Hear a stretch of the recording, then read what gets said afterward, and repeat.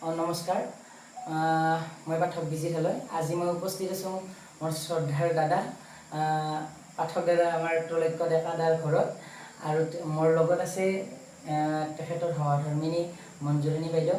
আজি আমি তেখেতৰ ঘৰত ঠিক এই গধূলি পৰত আমি উপস্থিত হৈছোঁ এটি বিশেষ কাৰণত। যা হওক আমি তিনিজনে এটি তেওঁলোকৰে নামৰ দিহা এটি গাম বুলি ভাবিছোঁ। যদিও তেওঁলোকৰ লগত নাম গাই পোৱা নাই, কিন্তু তেখেতৰ নাম চাই মানে আমি ডাঙৰ হৈছোঁ। দিহাটো গোৱাত হয়তো ভুল হ'ব পাৰে, সেই ভুলৰ মই আগতীয়াকৈ ক্ষমা প্ৰাৰ্থনা বিচাৰিছোঁ। কৃষ্ণ। অ আই মই যাবলৈ ওলালো,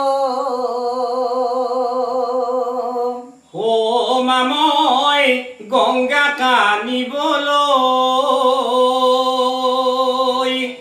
ও মামু আশীৰ্বাদ কৰা তুমি,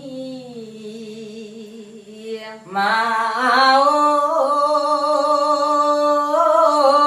গংগাক লৈ আহি মই ঘূৰি